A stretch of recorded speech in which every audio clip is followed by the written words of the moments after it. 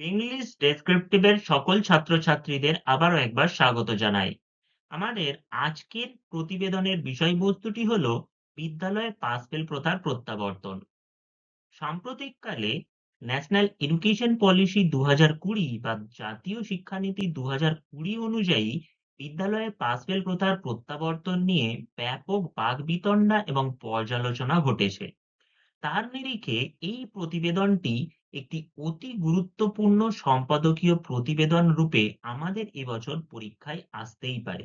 তাই জন্য এই প্রতিবেদনটি প্রথম থেকে শেষ পর্যন্ত একটু স্কিপ না করে দেখতে থাকলে অবশ্যই তুমি সম্পাদকীয় প্রতিবেদন রচনায় একজন মহারথী হয়ে উঠবে। আর এই ভিডিওটি দেখার পরে অবশ্যই লাইক, সাবস্ক্রিপশন ও মূল্যবান কমেন্টের মাধ্যমে আমাদের চলার পথের অনুপ্রেরণা বজায় রাখবে। কারণ তোমার এই লয়্যালটি বা বিশ্বস্ততা অবশ্যই আমাদের আরো গুরুত্বপূর্ণ টপিক নিয়ে আলোচনা করার জন্য অনুপ্রাণিত করবে। তাহলে দেখে নেওয়া যাক আজকের এই অতি গুরুত্বপূর্ণ সম্পাদকীয় প্রতিবেদনটি। আমরা প্রতিনিয়তই অতি গুরুত্বপূর্ণ প্রতিবেদনের প্রশ্নোত্তর নিয়ে আলোচনা করে থাকি। এখন দেখে নেব পরীক্ষায় যেভাবে প্রশ্নটি আমাদের সামনে উপস্থাপিত হতে পারে। বিদ্যালয়ে পাস ফেল প্রথার প্রত্যাবর্তন এই বিষয়ে একটি সম্পাদকীয় প্রতিবেদন রচনা করুন। দেখে নেওয়া যাক আজকের এই বিশেষ প্রতিবেদনের উত্তরটি।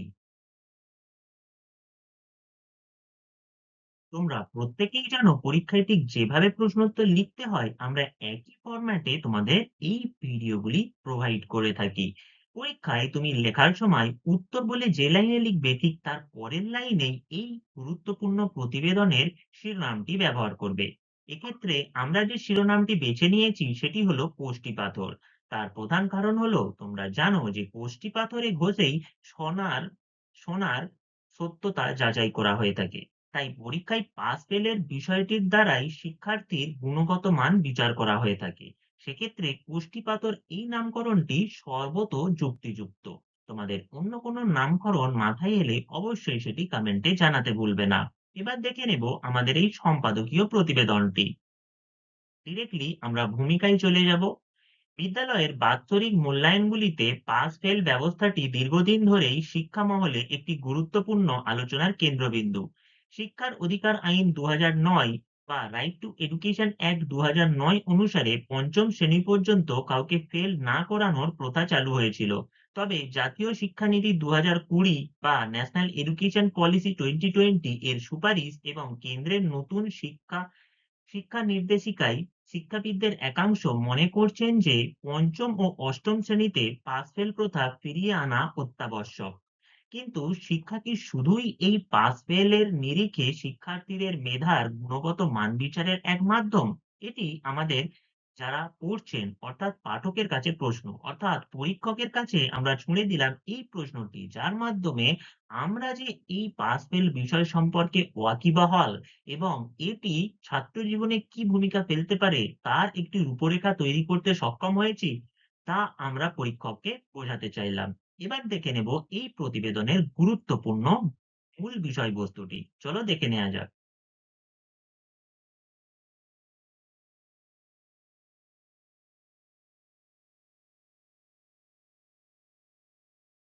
পাস ফেল ব্যবস্থা শিক্ষার্থীদের মধ্যে পড়াশোনার মনোযোগ বাড়াতে উৎসাহিত করে। ছোটবেলা থেকেই শিক্ষার্থীরা প্রতিযোগিতা এবং ফলাফলের চাপ মোকাবিলা করতে শেখে, যা তাদের উচ্চ শিক্ষা এবং কর্মজীবনের জন্য মানসিকভাবে প্রস্তুত করে তোলে। শিক্ষার্থীরা জানে যে পরীক্ষায় পাস না করলে তারা পরবর্তী শ্রেণীতে উত্তীর্ণ হতে পারবে না। এটি শিক্ষার গুণগত মান ধরে রাখতে সাহায্য করে। তাহলে প্রথম থেকে এই পর্যন্ত অংশে অর্থাৎ পাস ফেল ব্যবস্থা থেকে শুরু করে সাহায্য করে এই পর্যন্ত আমরা এই ন্যাশনাল এডুকেশন পলিসি 2020 বা বলতে পারো যে পাস ফেল ব্যবস্থার গুণগত উপযোগিতা সেটি তুলে ধরলাম। এবার এই বিদ্যালয়ে পাস ফেল ব্যবস্থার ক্ষেত্রে যে সমস্ত সার্ভে রয়েছে বা স্ট্যাটিস্টিক্স আছে সেগুলি আমরা তুলে ধরবো। ন্যাশনাল অ্যাচিভমেন্ট সার্ভে বা এনএএস এর তথ্য অনুযায়ী যখন পাস ফেল ব্যবস্থা ছিল না তখন প্রাথমিক স্তরে শিক্ষার্থীদের শেখার ক্ষমতা কমে গিয়েছিল। তবে পাস ফেল ব্যবস্থার সফল রূপায়ণে বেশ কিছু চ্যালেঞ্জ বিদ্যমান।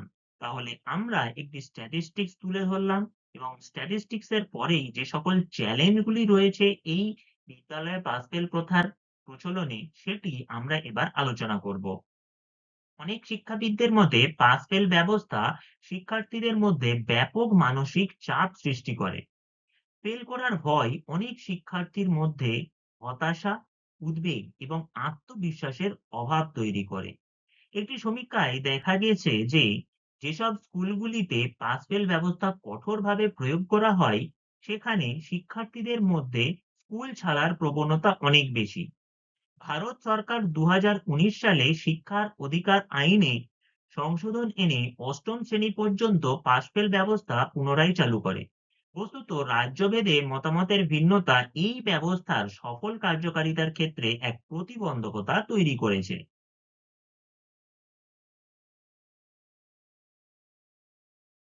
এখন আমরা এই প্রতিবেদনের উপসংহারটি দেখে নেব।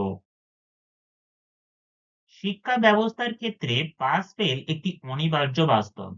জাতীয় শিক্ষানীতি ২০২০ মূল্যায়নকে আরো কার্যকরী ও সামগ্রিক করার লক্ষ্যে মুখস্থ বিদ্যার বদলে সমালোচনামূলক চিন্তাভাবনা, বিশ্লেষণ ও সমস্যা সমাধানের দক্ষতা পরীক্ষার ওপর গুরুত্ব আরোপ করেছে। আধুনিক প্রযুক্তি নির্ভর শিক্ষা ব্যবস্থার কাছে শিক্ষাবিদদের প্রধান প্রত্যাশা এটাই যে বিদ্যালয়ের পাশ ফেল ব্যবস্থাটি যেন শিক্ষার্থীর কাছে ভয় ও দহনের প্রতীক না হয়ে ওঠে, বরং তা যেন প্রতিটি শিক্ষার্থীর শিখন উন্নয়নের চালিকা শক্তি স্বরূপ তার সর্বাঙ্গীন বিকাশ সাধন করে। তাহলে আমরা এটি উপলব্ধি করতে পারছি যে একটি বিশেষ ভাবে এই প্রতিবেদনটি রচিত হয়েছে, যার মাধ্যমে বর্তমান আধুনিক প্রযুক্তি নির্ভর শিক্ষা ব্যবস্থার সাথে সাথে জাতীয় শিক্ষানীতি ২০২০ এবং রাইট টু এডুকেশন অ্যাক্ট 2009 এগুলির সফল ব্যবহার করা হইয়াছে এই প্রতিবেদনগুলিতে।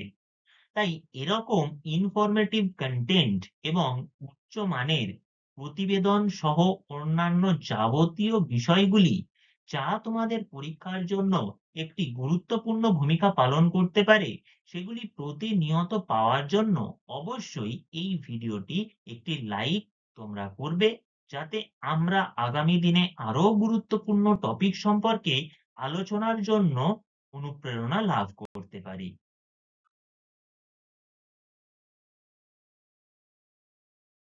এই ভিডিওটি প্রথম থেকে শেষ পর্যন্ত দেখার জন্য তোমাদের অশেষ ধন্যবাদ। ভিডিওটি পছন্দ হয়ে থাকলে অবশ্যই তোমাদের মূল্যবান লাইক, কমেন্ট এবং বন্ধুদের সাথে শেয়ারের সাথে সাথে অবশ্যই চ্যানেলটি সাবস্ক্রাইব করে বেল আইকনটি প্রেস করে রাখবে, যাতে প্রতিদিন এই মূল্যবান ভিডিওগুলি তোমরা সবার আগে পেতে পারো।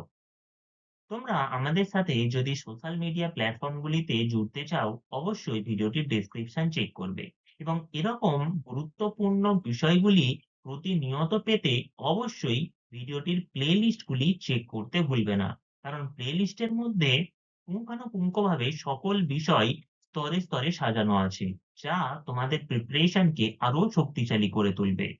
দেখা হচ্ছে খুব তাড়াতাড়ি পরের গুরুত্বপূর্ণ ভিডিওটিতে। ততক্ষণ পড়তে থাকো এবং নিজের উন্নতির কাণ্ডারি নিজেই হয়ে ওঠো। Thanks for watching once again, dear students. Goodbye, everyone. Have a nice day.